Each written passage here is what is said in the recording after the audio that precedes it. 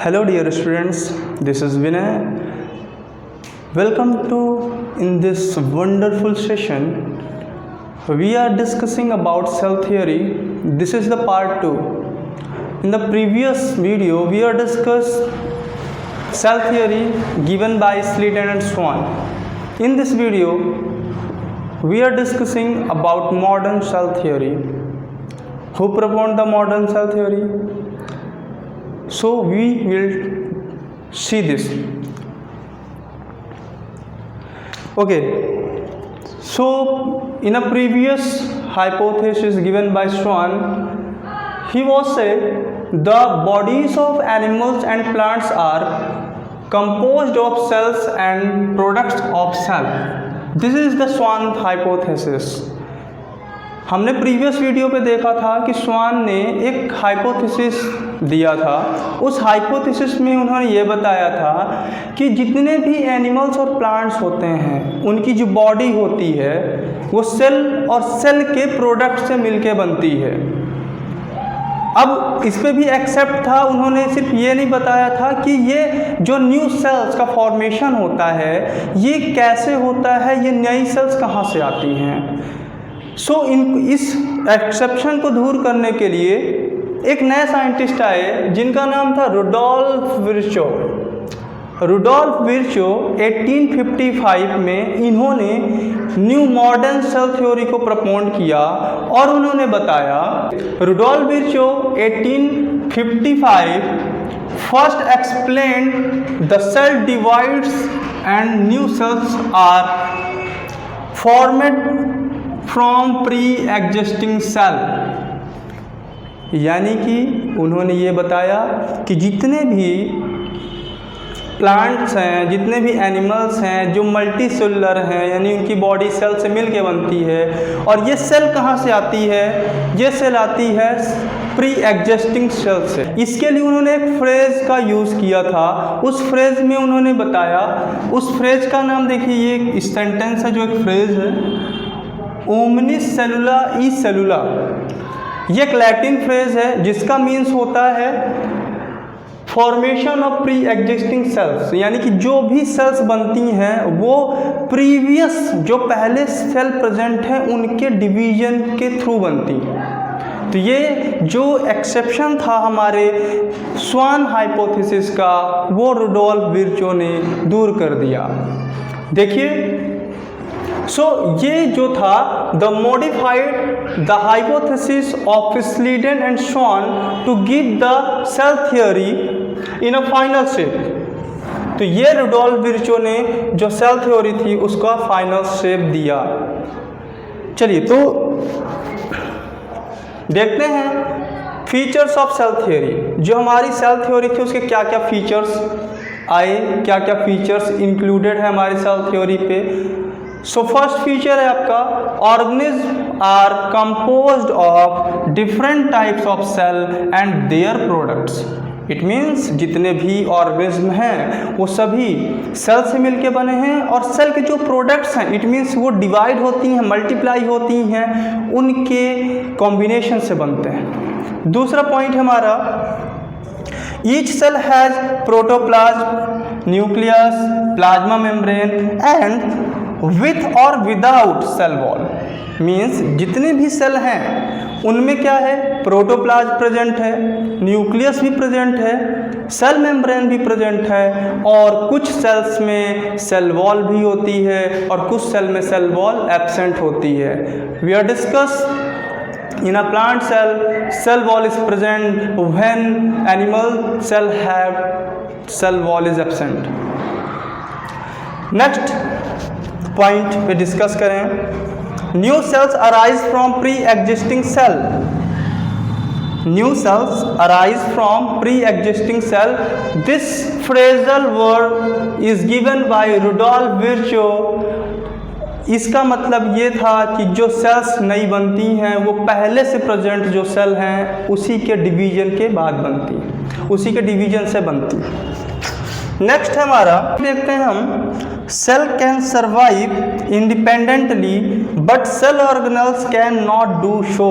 मतलब ये है कि एक अकेली सेल लिविंग कंडीशन पर रह सकती है, जबकि सेल के अंदर जो सेल ऑर्गेनेल्स होते हैं वो विदाउट सेल लिविंग कंडीशन पे नहीं रह सकते हैं, सरवाइव नहीं कर सकते हैं। Next point is life exist only in cell, means जो सेल हैं उन्हीं में जीवन है। एक इंडिपेंडेंट सेल में लाइफ कंप्लीट चल सकती है।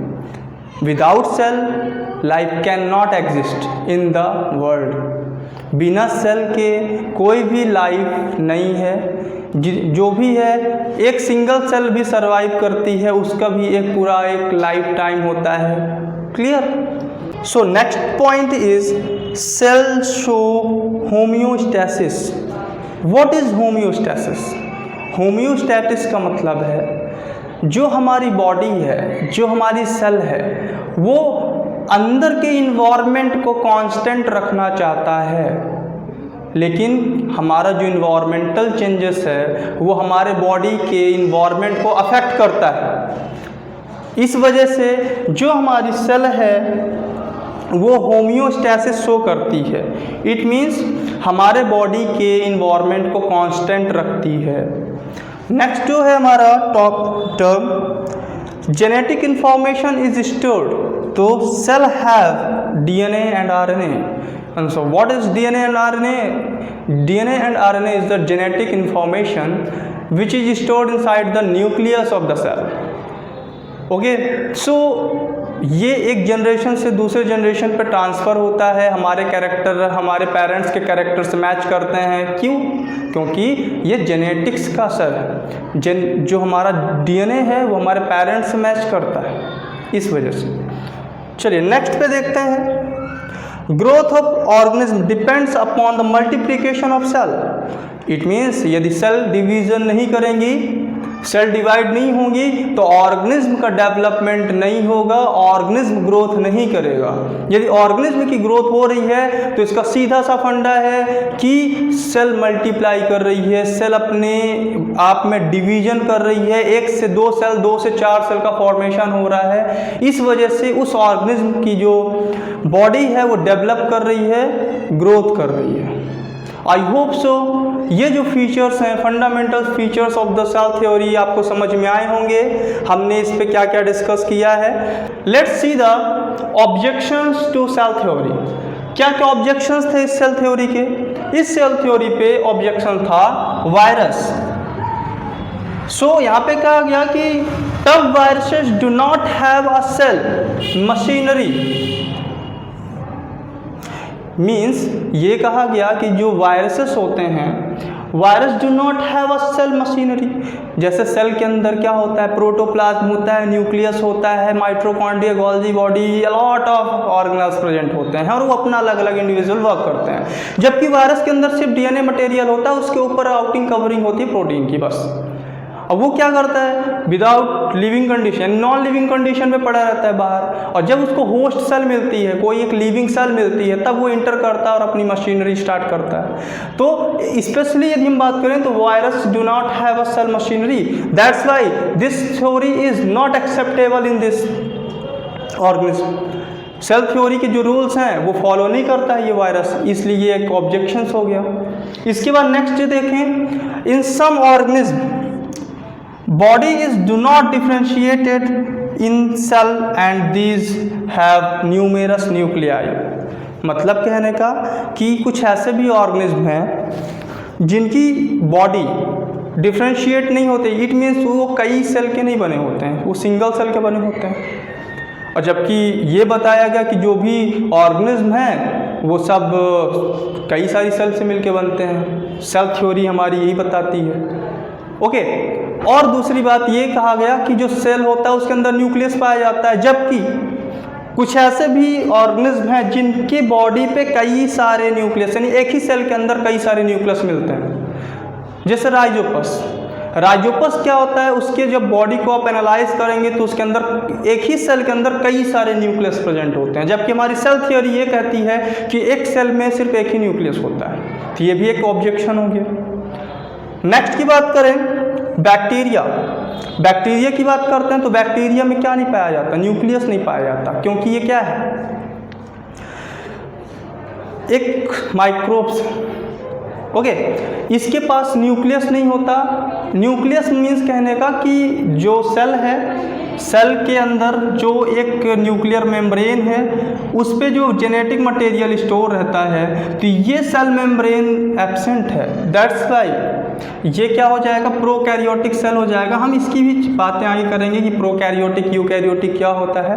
बस हमें ये समझना है कि बैक्टीरिया पे न्यूक्लियस नहीं पाया जाता। दैट्स वाई ये एक ऑब्जेक्शन हो गया हमारी सेल थ्योरी का।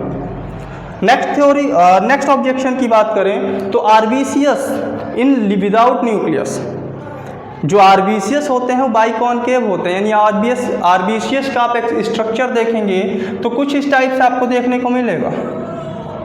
ओके, इट मीन्स यहाँ पे ये कुछ ऐसे दबे हुए रहते हैं। रीज़न क्या है कि इनके पास न्यूक्लियस नहीं पाया जाता, न्यूक्लियस के बिना ये जीवित रहते हैं।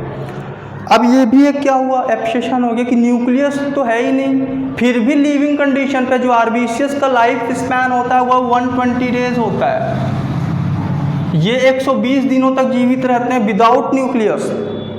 तो ये भी क्या हुआ, हमारे सेल थ्योरी का ऑब्जेक्शन हो गया। सो आई होप सो इस सेल थ्योरी के जो फंडामेंटल फीचर्स थे और ऑब्जेक्शन जो थे आपको क्लियरली समझ में आ गए होंगे। यदि आपको ये वीडियो अच्छी लगी हो तो वीडियो को लाइक और कमेंट करें, और अपने जो भी सजेशन हो उसको हमारे कमेंट बॉक्स पे लिखें। हम उसको एनालाइज करके उसको रेक्टिफाई करने की कोशिश करेंगे। चैनल को सब्सक्राइब भी कर दें यदि पसंद आया हो तो। Thank you so much. मिलते हैं नेक्स्ट वीडियो पे, कंटिन्यू करेंगे हम नेक्स्ट पार्ट पे इसी चैप्टर को। Okay, thank you so much.